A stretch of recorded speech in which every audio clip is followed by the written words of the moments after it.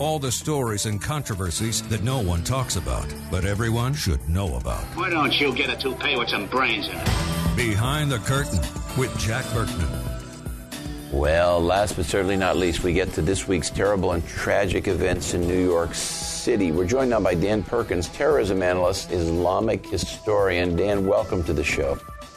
Thank you for having me. Well, tell us, what do we know about this guy? Okay, 29-year-old man, rented pickup truck, drove down a busy bicycle path, 8 dead, others wounded. Tell us what we know. What we know is that he came in on a special dispensation visa into the United States, kind of a lottery type thing. He stayed in the New York area, in New Jersey. He was down here in Florida, in Fort Myers, not too far from where I live. And somehow he changed his attitude and became radicalized and went to New York and apparently planned this particular attack out for a number of weeks.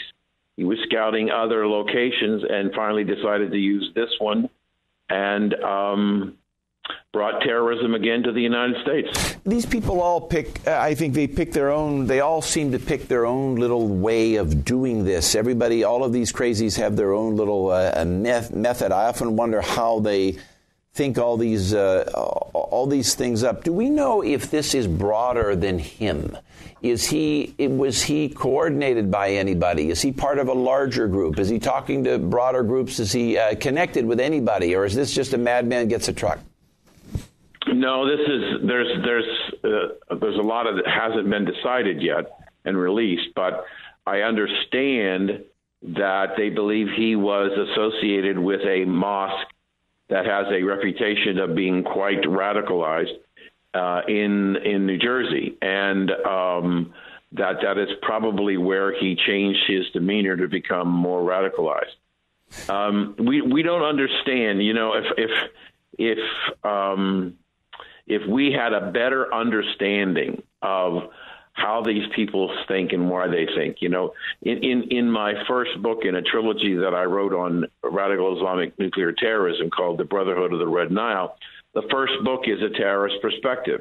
And I wrote it to try and help people understand why these people hate us so much, why they want to kill us, and how they think about ways in which to kill us. Take us inside the mind. Take us inside the mind of a guy like this. I mean, it's so hard for just an average American to get their mind around all of this, because here you have a guy coming over here from 6,000 miles away. He gets here. He's struggling. He's starving in this country, but yet his mind is on doing violence.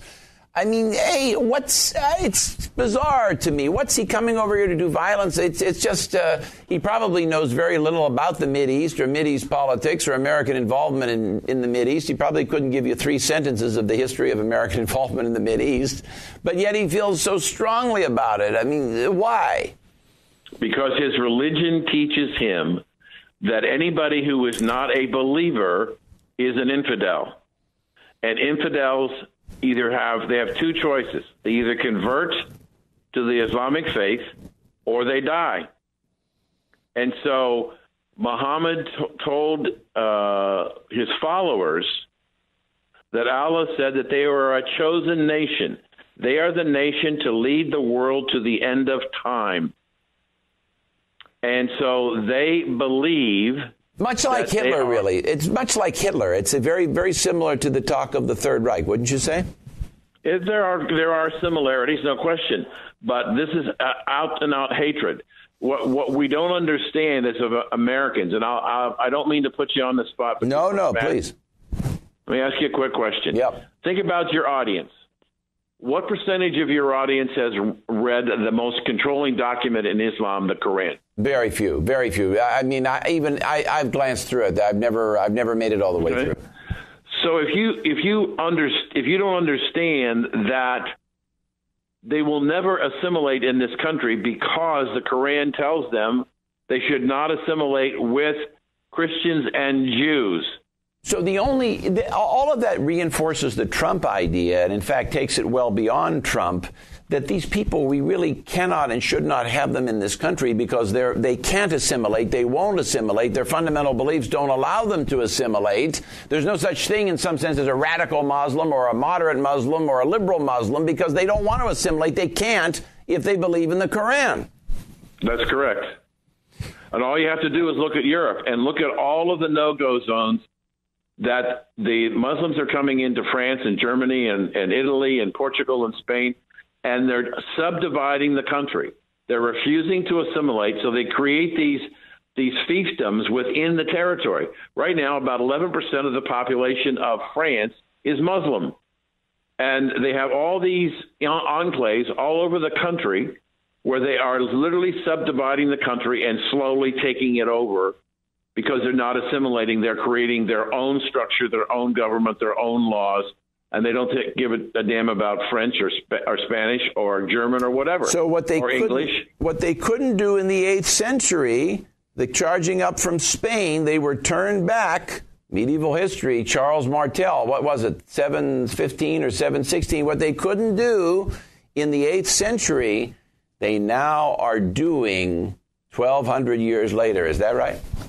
Yeah. People say to me, hasn't ISIS been defeated in Syria and Iraq because we've destroyed all their cities?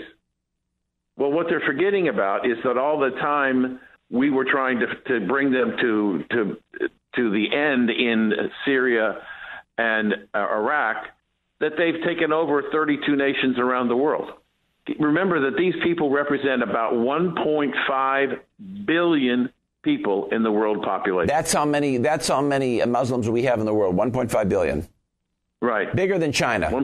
Bigger than China. More Muslims than the whole population of China.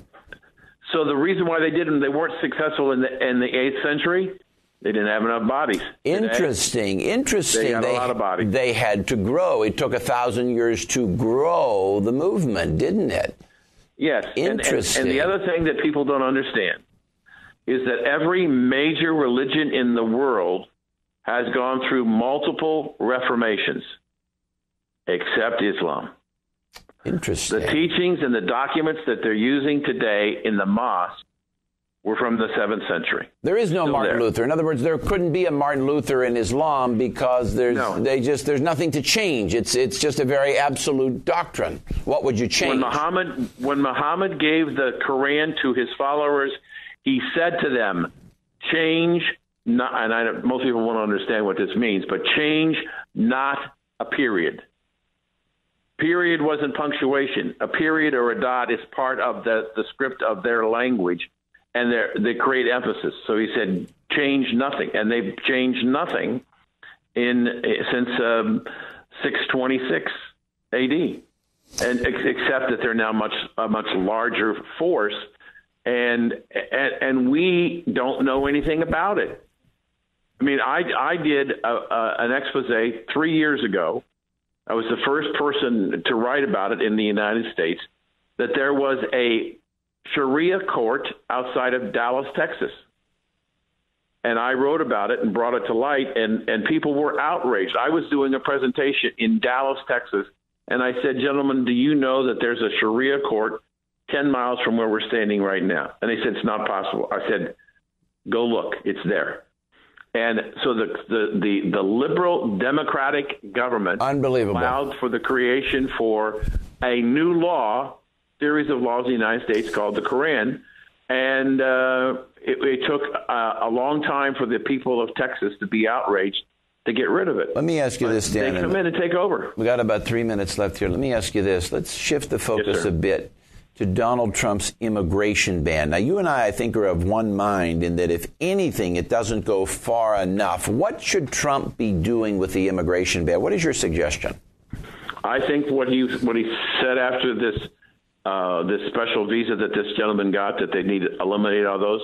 What Donald Trump is trying to do, but the courts continue to stifle it, he's trying to get control of immigration in this country. And he wants to tighten the immigration laws that is going to control who we're going to allow to come in this country. And we have 8 years. Do you know or realize that on the Mexican border, under the Obama administration, you had people crossing from North Korea, China, the Middle East, not just people from South America.